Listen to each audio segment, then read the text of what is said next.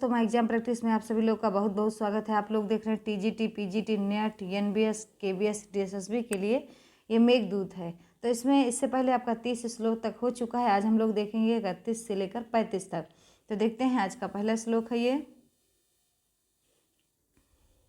दीर्घीकुर्वन् पटुमदकलं कूजितं सारसानां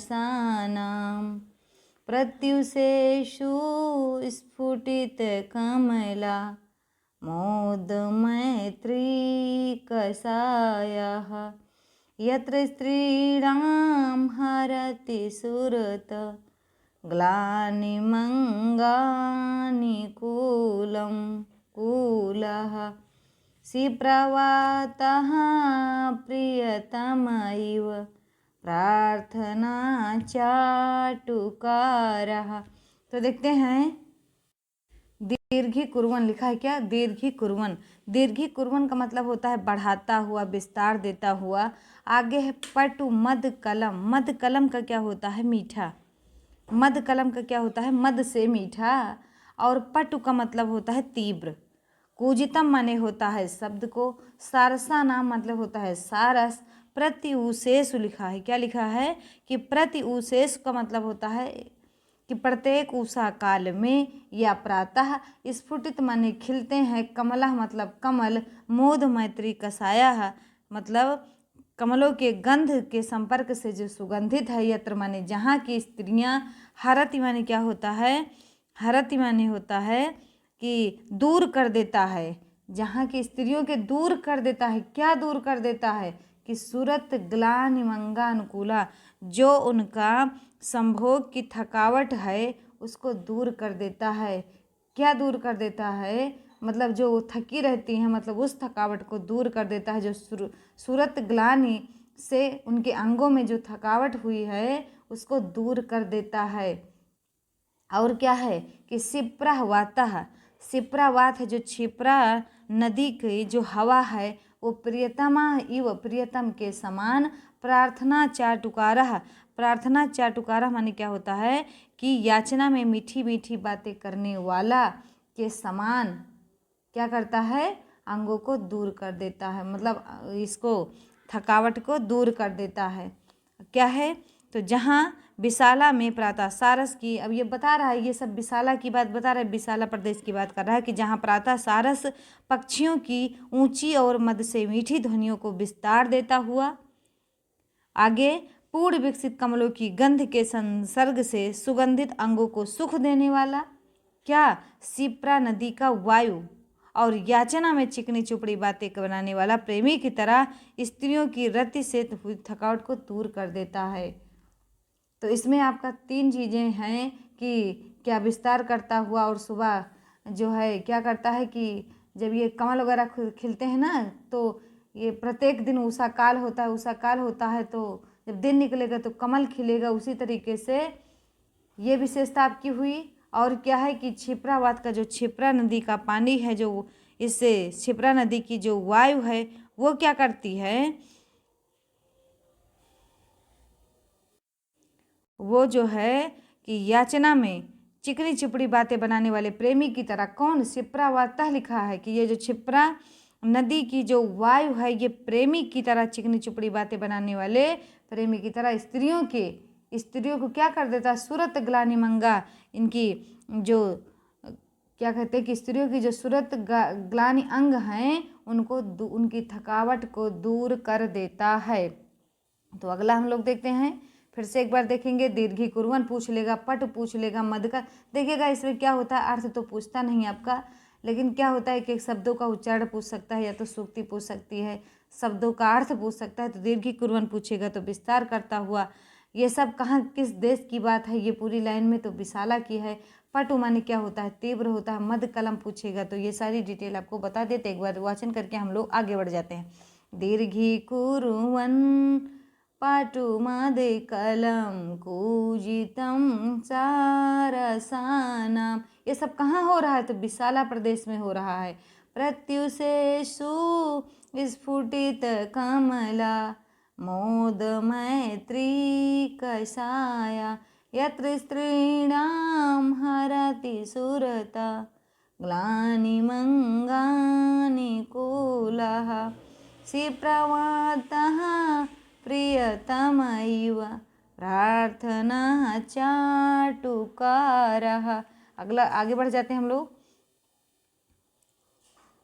अगला देखिएगा, प्रद्युतस्य प्रियदुहितरं वस्राजोत्र जह्ने हैमं तालद्रुमवनं भू अत्र तस्यैव राज्ञः अत्रोदाभ्रान्तः किल नलगिरि स्तम्भे उत्पाट्यदर्पः आदित्यगन्तुं रमयति जनो यत्र बन्धूनभिज्ञ दिन्त्यगन्तुं रमयति जनो यत्र बन्धूनभिज्ञः। तो देखते हैं आगे है आपका कि कह रहे हैं कि प्रदोतस्य माने क्या होता है, प्रदोत्य की, राजा प्रदोत्य हैं जो उनकी प्रिय दुहितरम, प्रिय माने प्यारी प्यारी, दुहितरम माने पुत्री को, वस्त्राजो वत्र जन्हे, वस्त्राज का मतलब क्या होता है, वस्त्राजो अत्र जन्हे।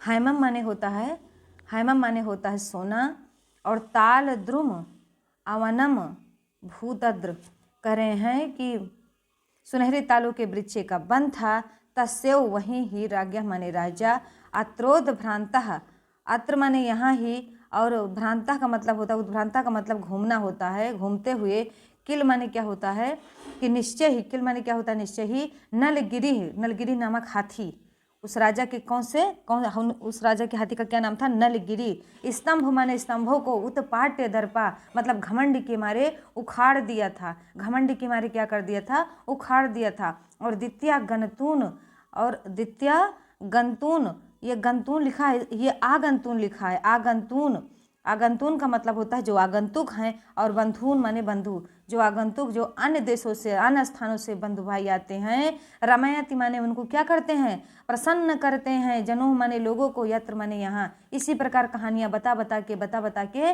लोगों को प्रसन्न करते हैं।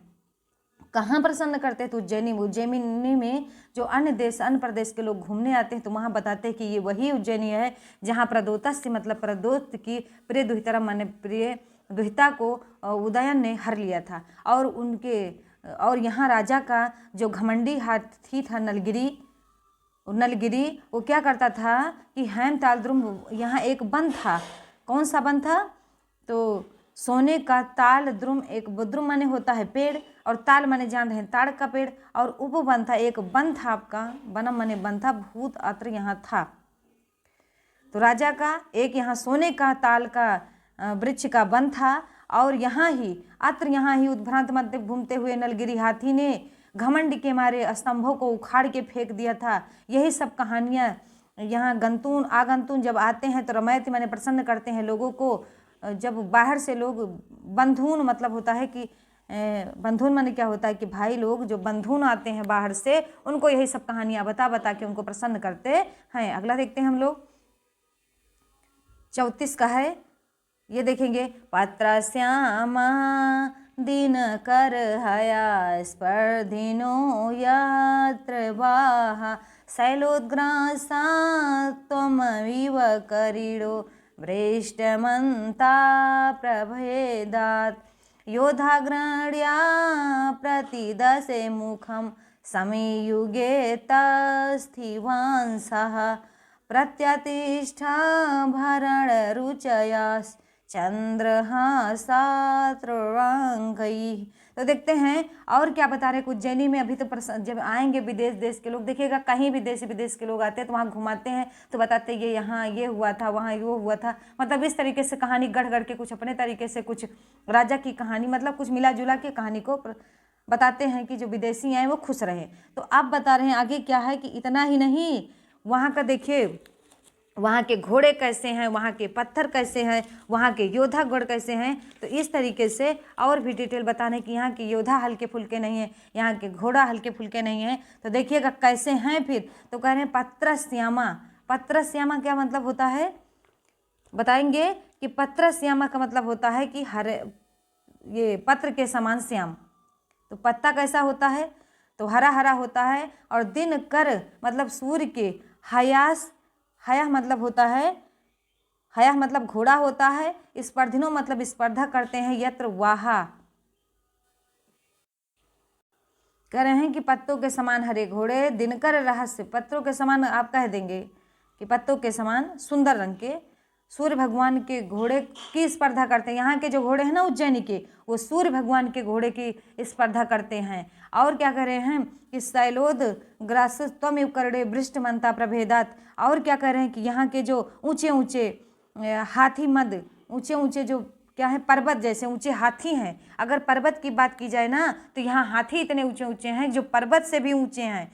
हाथी मद जल बहने के कारण, और कैसे करड़ो माने होता है हाथी, और वृष्टि मानता प्रभेदात, वो ऐसा लगता है कि बारिश कर रहे हैं। उनका जब मद बहता है ना तो ऐसा लगता है कि बारिश हो रही है। जैसे देखिएगा यहाँ कैसे बताए हैं कि आप बताइए कि बादल कैसा होता है, काला काला, हाथी कैसा होता है, काला काला, और वो भी बरसता है। और हाथी भी जब युवावस्था में होता है तो इसके मद निकलता है। वही मद को कह रहे हैं इतना मद बहता है। यहाँ के हाथी इतने जवान होते हैं, इतने जवान होते हैं कि उनका मद इस तरीके से निकलता है जैसे बारिश हो रही हो। अब फिर बता रहे हैं, अगला बता रहे हैं योद्धा गृढ़ प्रतिदश मुखम समयुग तस्तिवसम। और यहाँ जो निवास करते हैं योद्धा लोग, वो दस मुखम, जो 10 मुख रावण है ना, उनसे प्रतिस्पर्धा करते हैं, उनके विरुद्ध चढ़ाई करते हैं। और क्या कह रहे हैं कि और उनके आभूषण क्या है, आभरण रुचयश्च चंद्रहास वर्णांकई। तो उनके जो आभूषण हैं जो सुशोभित होते हैं पूरे अंगों पर, वो क्या होते हैं कि उनके चंद्रहास से जो घाव वाला शरीर है वही उनका आभूषण है। जो रावण से प्रतिरोध, रावण से के विरुद्ध अभियान करके जो उनके घाव बने हैं वही उनका आभूषण है। आप देखेंगे यहाँ के योद्धा के ना तो ऐसे चारों तरफ उनके घाव घाव होगा। वो घाव किससे है, रावण से प्रतिद्वंदिता किए थे इसलिए है। तो 3 चीज़ें इसमें बताया गया है। एक बताया गया कि उज्जैनी के घोड़े कैसे हैं, तो जैसे सूर्य भगवान के घोड़े हैं वैसे यहाँ के घोड़े हैं। और क्या कह रहे हैं कि पर्वत से भी ऊंचे ऊंचे यहाँ हाथी हैं जो इनके मद बहते हैं, इतना मद बहते हैं कि जैसे लगे बारिश हो रही है। तो तुम्हारी तरह वर्षा करते हैं। और सैनिकों के नेता लड़ाई में रावण के विरुद्ध अभियान चढ़ाई करके चंद्रहास के घावों के चिन्ह द्वारा आभूषणों की कांति पर भी क्या करते हैं, लात मारते हैं। ब्रडांकई ही मतलब होता है लात मारते हैं। अगला देखते हैं 34 नंबर का प्रश्न है कि आपका ये 33 तक हम लोग देख लेंगे, उसके बाद हम लोग 34-35 अगले वीडियो में देखेंगे। तो एक बार इसका वाचन करके हम लोग आगे बढ़ जाएंगे। आगे बढ़ जाएंगे, इस सेशन का अंत कर देंगे। पत्रश्यामा दिनकर हया स्पर्धिनो यात्रेवाः शैलोद्ग्रास्त्वमिव करीडो वृष्टिमन्ता प्रभेदा योधाग्रण्या प्रतिदशे मुखं संयुगे तस्थिवांस्या प्रत्यादिष्ट्या भरणरुचयाश्चन्द्रहासाव्रणाङ्कैः।